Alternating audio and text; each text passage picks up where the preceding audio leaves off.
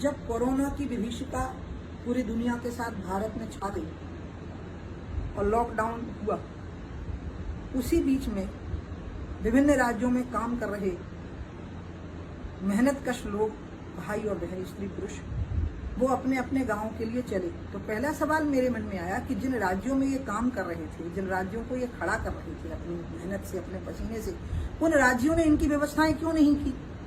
क्यों उनको मजबूर कर दिया कि वो अपने गांव की ओर वापस जाएं?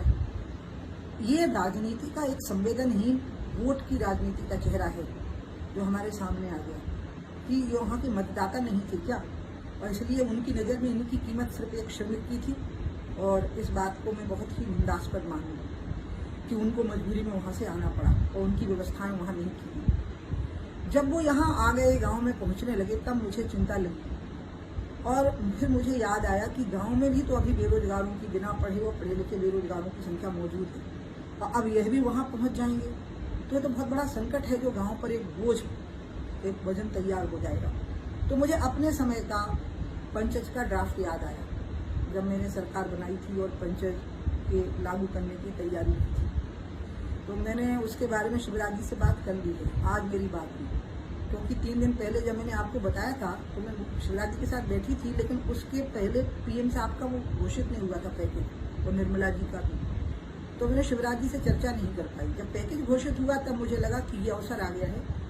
अब आप कहेंगे कि शिवराज जी की सरकार के समय पे ये क्यों नहीं निकला बाहर, क्योंकि ये तो गौर जी ने जो सरकार बनाई मेरे जाने के बाद, उसी समय पर इसको वाइंड अप कर दिया गया था। और फिर उसके बाद की जो स्थितियां बनी तो मेरा शिवराज जी से कभी संवाद हो नहीं पाया, और आज बहुत अच्छा चल ही रहा था उनके द्वारा। अब दिक्कत खड़ी हुई है, और ये दिक्कत कोरोना की जो विभीषिका है उससे बड़ी दिक्कत बनने वाली है सरकार के लिए, समाज के लिए, और गाँव में रहने वाले, कस्बों में रहने वाले लोगों के लिए। इसलिए मुझे ध्यान आया कि जो पंचायत का ड्राफ्ट हमने बनाया था, तो लोगों ने मुझे पूछा, कल जब मैंने ट्वीट किया कि पंचायत क्या है, मैं पहली बार वीडियो का प्रयोग कर रही हूँ आपसे बात करने के लिए, और कितने जल्दी बता नहीं पाऊंगी, तो आज थोड़ा सा बताऊंगी और बाकी का मैं कल बताऊंगी। आपके कुछ और सवाल आ जाएंगे तब। आज जो सवाल आए हैं उसके आधार पर मैं बता रही हूँ कि पंचायत से मतलब था 5 ज, यानी हमारे 5 देवता जिनके आधार पर राज्य खड़ा होना है। ऐसा मैं मानती थी कि मध्य प्रदेश के ऊपर 45,000 करोड़ का कर्जा था जब मैंने मुख्यमंत्री का कार्यभार संभाला था, और मेरे सामने चुनौती थी सड़क, बिजली, पानी, उज्जैन का सिंहस्थ 3 महीने बाद होने वाला था, 1 करोड़ लोग पहला स्नान करने वाले थे, कानून व्यवस्था, शिक्षा और स्वास्थ्य। लेकिन सबसे बड़ी बात थी कि आदमी के जेब में पैसा हो, आदमी के पेट में रोटी हो, और वो बाहर न जाए काम करने के लिए। मेरे लिए एक इज्जत का सवाल था, और बस उनको राज्य में, अपने ही गांव में, अपने ही घर में क्यों ना काम मिल जाए। और उसी में से, मेरी आत्मा में से ये निकला। कैसे निकला, कहाँ इसका सोच आया था, ये मैं कल के वीडियो में आपको बताऊंगी। आज तो मैं ये बताऊंगी कि एक गांव में कितने जन हैं, पढ़े लिखे, बिना पढ़े लिखे, कितनी जमीन है, सिंचित और असिंचित, कितने जंगल हैं, बंजर और हरे भरे, कितना जल है, यानी कितनी नदियां हैं, कितने तालाब हैं, सूखे और भरे हुए, और कितना पशुधन है, जैसे भेड़े हैं, बकरी है, गाय है, भैंस है, वो कितने हैं गांव में, ब्लॉक में, जिले में और राज्य में। फिर मुझे गुजरात में उस समय पर मोदी जी मुख्यमंत्री थे, उनको मैं बिल्कुल गुरु तुल्य मानती थी, बड़ा भाई और अपने गुरु जैसा।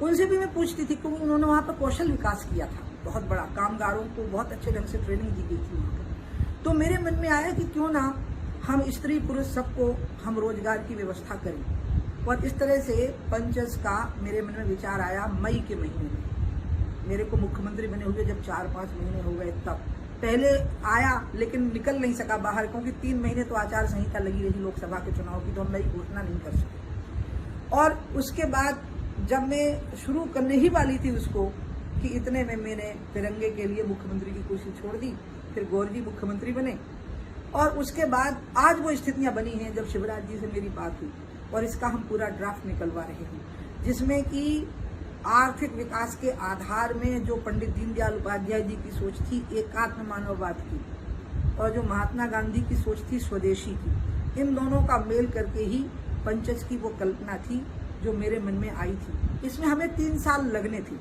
लेकिन ये बहुत ही उथल पुथल पैदा करने वाली आर्थिक संरचना थी, जो कि हम राज्य की कर रहे थे। और उसका कारण था कि मैं गांव में किसान के परिवार में पैदा हुई थी। 8 साल की उम्र से मैं गांव से बाहर देश दुनिया में आ गई। मैं पूरी दुनिया देख ली। मैंने सब प्रकार की विधाओं का, पूंजीवाद का, साम्यवाद का अध्ययन भी किया, समाजवाद का, और अंत में एकात्म मानववाद ही एकमात्र मुझे मार्ग लगा और स्वदेशी ही एकमात्र मुझे आधार लगा। और मैं 6 साल अटल जी के साथ मंत्री भी रह चुकी थी। उसके बारे में मैं आपसे विस्तार से बात करूंगी कल। मैं तो पहली बार वीडियो के माध्यम का प्रयोग कर रही हूँ ये बताने के लिए। पंचज है 5 जा, जन, जमीन, जल, जंगल और जानवर। जानवर यानी पशुधन। और ये 5 जा गांव से लेकर राज्य तक कितनी संख्या में है, और इनको किस किस प्रकार से इनका उपयोग करके हम राज्य में ही लोगों के लिए पढ़े बिना पढ़े, स्त्री और पुरुष, उनके प्रकार, उनकी स्थितियां, उनकी आर्थिक स्थितियां, उनकी कृषि स्थितियां, उनकी अन्य स्थितियों के आधार पर हम उनको आत्मनिर्भर बना सकते हैं कि वो और भी 2 लोगों को रोटी खिला सकें और वो स्वयं भी अपने रोजगार की व्यवस्था कर सके। इसकी पूरी परिकल्पना हमने कर ली थी। 5 IAS में जोड़ लिए गए थे और एक अच्छे महत्वपूर्ण राजनीतिक व्यक्ति को, जो कि मेरी इन भावनाओं को ठीक से समझते थे और साकार कर सकते थे, उनको उस बोर्ड का अध्यक्ष बना दिया गया था।